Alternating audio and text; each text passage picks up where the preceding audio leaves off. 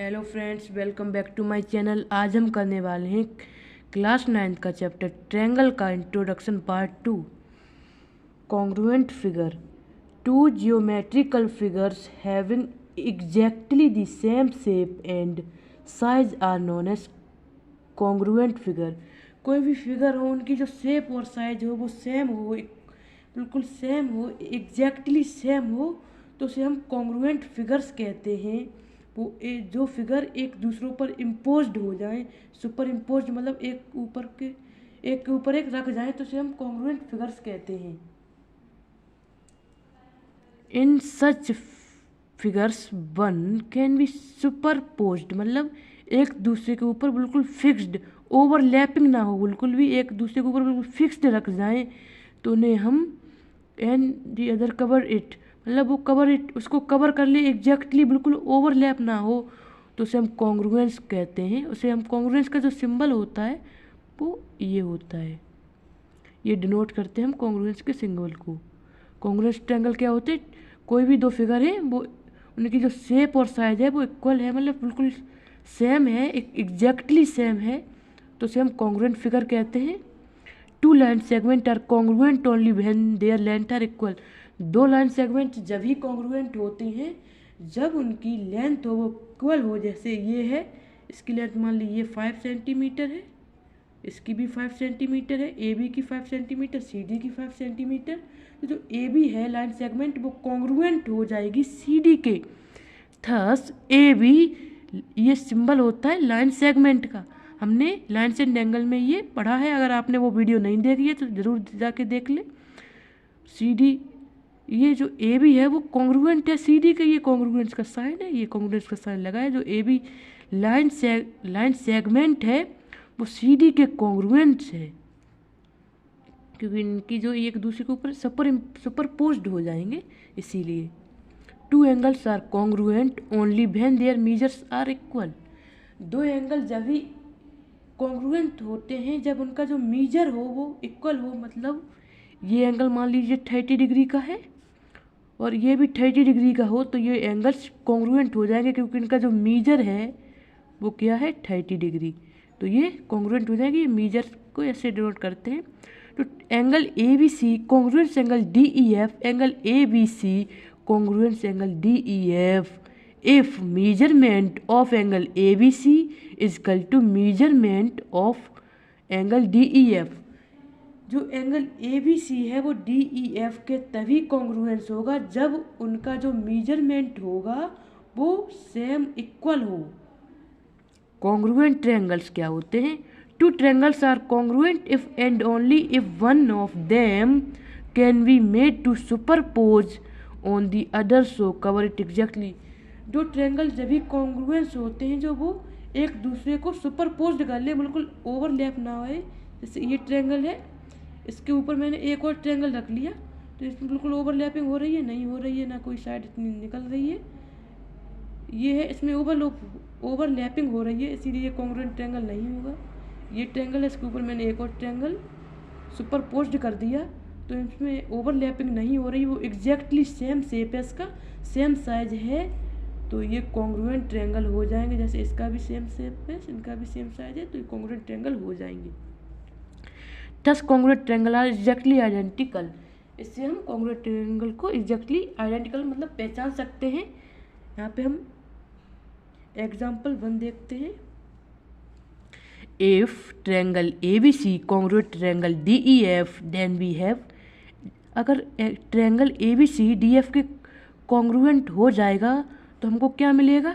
जो angle A है वो D के इक्वल होगा, जो एंगल B है वो E के इक्वल होगा, जो एंगल C है वो F के इक्वल होगा, एंड AB जो साइड AB है वो DE के इक्वल होगी, जो BC है वो EF के इक्वल होगी, जो साइड AC है वो EF के इक्वल होगा। मतलब सभी एंगल्स इक्वल होंगे उसके, और सभी साइड्स इक्वल होंगी, तभी वो कॉन्ग्रुएंट ट्रायंगल कहलाएगा।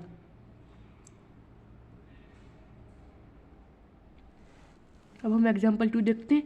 If triangle ABC congruent triangle EDF then we have, जो एंगल A होगा वो एंगल E के इक्वल होगा, जो एंगल B होगा वो एंगल D के इक्वल होगा, जो एंगल C होगा उस एंगल F के इक्वल होगा, एंड उसकी सभी साइड्स इक्वल होंगी, तभी वो कॉन्ग्रुएंट कहलाएगा। मतलब कॉन्ग्रुएंट ट्रायंगल कैसे पहचाने? उसके सभी एंगल्स इक्वल हों और उनकी सभी साइड्स इक्वल हों, तो वो हमारा कॉन्ग्रुएंट ट्रायंगल कहलाएगा। Congruent relation set of all triangles, ये हमारे रिलेशन है कॉन्ग्रुएंट ट्रायंगल के। The following result are quite obvious, every triangle is congruent to itself, that is, अगर हमको कोई ट्रायंगल को कॉन्ग्रुएंट दिखाना है तो वो कैसे होगा? ट्रायंगल ABC, ये साइन है कॉन्ग्रुएंट का, और ट्रायंगल ABC ऐसे होगा। If triangle ABC congruent triangle DEF, अगर ट्रायंगल ABC कॉन्ग्रुएंट हो ट्रायंगल DPF के, देन ट्रायंगल DEF है वो ABC के भी कॉन्ग्रुएंस होगा। अगर ये ट्रायंगल इसके इक्वल है तो मतलब इसकी सभी साइड्स इसके इक्वल होंगी, सभी एंगल्स के इसके इक्वल होंगे, तो इसका भी सभी साइड इसका इक्वल होगा और इसके भी सभी एंगल इसके इक्वल होंगे। तो मतलब हम ऐसे भी लिख सकते हैं, if triangle ABC congruent triangle DEF and triangle DEF congruent triangle PQR, then we say that triangle ABC congruent triangle PQR, अगर ट्रायंगल ABC है वो DEF के पैरेलल अरे कॉन्ग्रुएंट है, एंड ट्रायंगल DEF है वो ट्रायंगल PQR के congruent है, देन जो हमारा ABC होगा वो PQR के भी कॉन्ग्रुएंट होगा।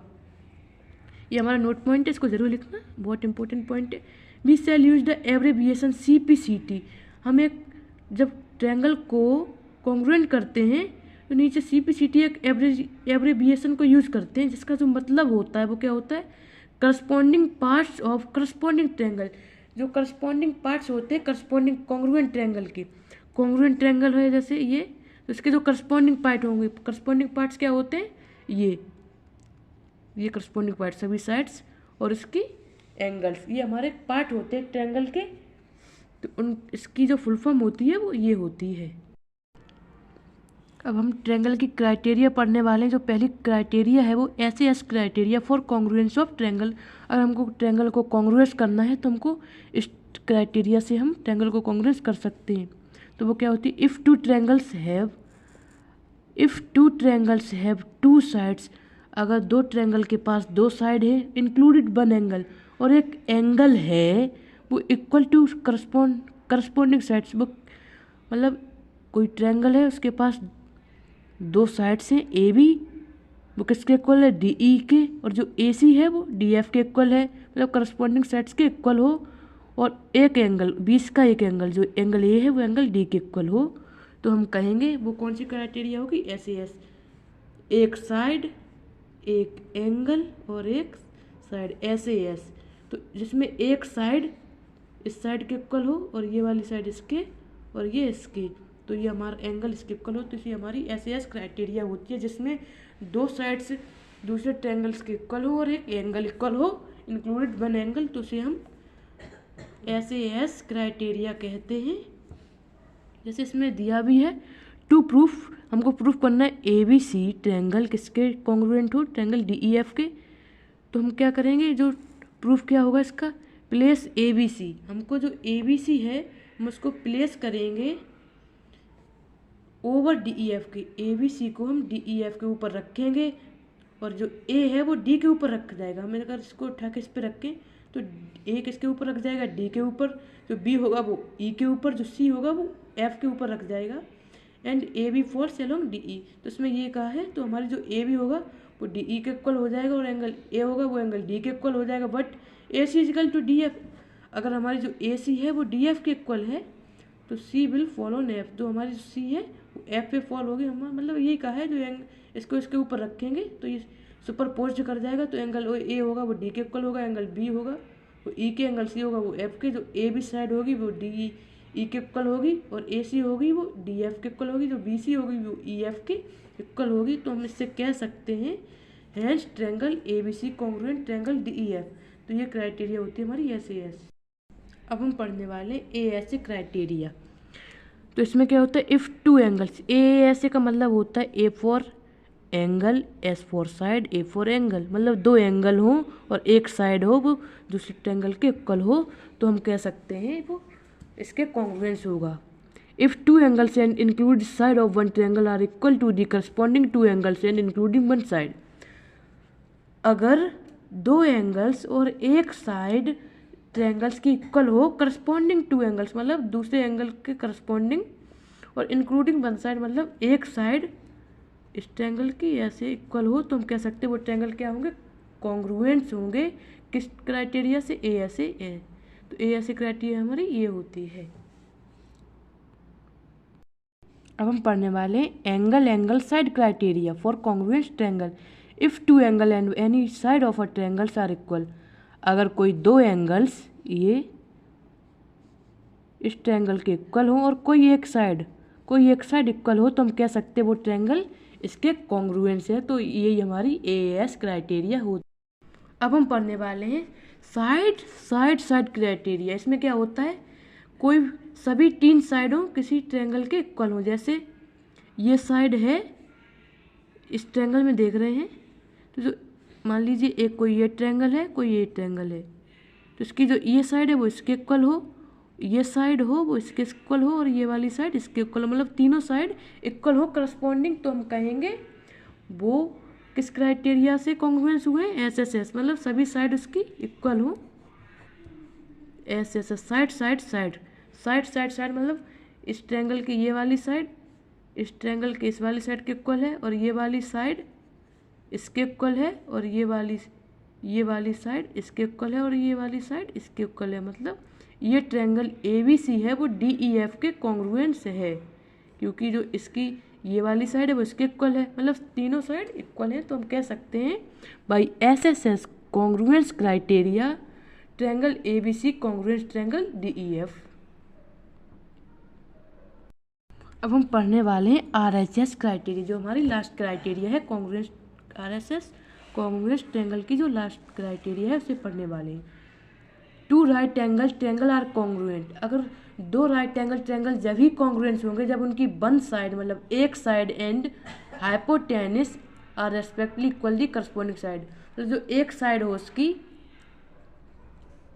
वो दूसरे ट्रायंगल के इक्वल हो, और जो हाइपोटेनस क्या होती है 90 डिग्री सामने वाली, ये हमने पहली इंट्रोडक्शन पार्ट में डिस्कस किया था।